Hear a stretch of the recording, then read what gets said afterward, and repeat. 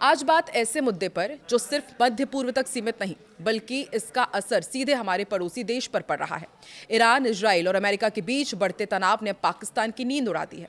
Reports कहती है कि पाकिस्तान के पास सिर्फ 9 दिन का एलपीजी और करीब 11 दिन का कच्चा तेल बचा है। तो क्या सच में पाकिस्तान में बड़ा ऊर्जा संकट आने वाला है और भारत का इससे क्या कनेक्शन है? चलिए समझते हैं पूरी कहानी इस वीडियो में। नमस्कार, मैं हूं आकांक्षा और आप देख रहे हैं न्यूज़ 18 का डिजिटल प्लेटफॉर्म। तो युद्ध क्या है और क्यों हो रहा है, सबसे पहले आपको ये समझाते हैं। तो देखिए, ईरान और इजराइल के बीच लंबे समय से तनाव रहा है। अब इसमें अमेरिका भी शामिल हो गया है। 28 फरवरी को आपको याद होगा कि हालात और बिगड़ गए। दोनों तरफ से तेल और गैस प्लांट्स पर अब हमले हो रहे हैं और इसका सीधा असर पड़ा है तेल की सप्लाई पर, शिपिंग रूट्स पर, और यहीं से शुरू होती है पाकिस्तान की परेशानी।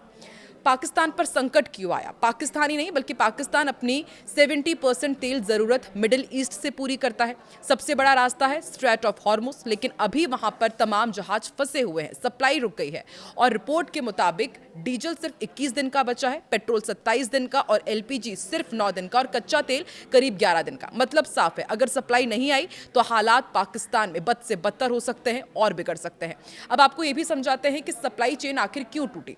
तो देखिए, पहले जहाज 4 से 5 दिन में पहुंच जाते थे और अब 10 से 12 दिन लग रहे हैं। वजह है युद्ध का खतरा, रास्तों पर हमला, इंश्योरेंस महंगा और खासकर लाल सागर रूट भी प्रभावित है।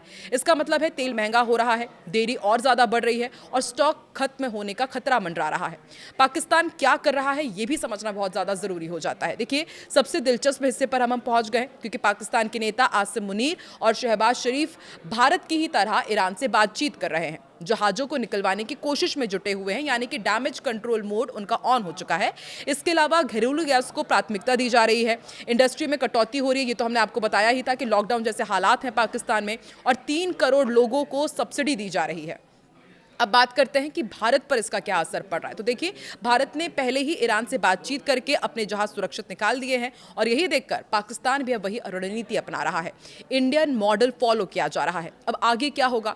यदि युद्ध लंबा चलता है तो पाकिस्तान में गैस संकट हो सकता है, पेट्रोल महंगा हो सकता है, बिजली की कटौती भी की जा सकती है। और 14 अप्रैल के बाद माना जा रहा है कि एलएनजी की, एलपीजी की भारी कमी होगी। आम जनता पर असर पड़ सकता है, खाना बनाना मुश्किल हो जाएगा, इसके साथ ही ट्रांसपोर्ट भी महंगा हो जाएगा। तो एक क्षेत्रीय युद्ध कैसे पूरी दुनिया और खासकर पाकिस्तान को प्रभावित कर रहा है, ये आपने देखा।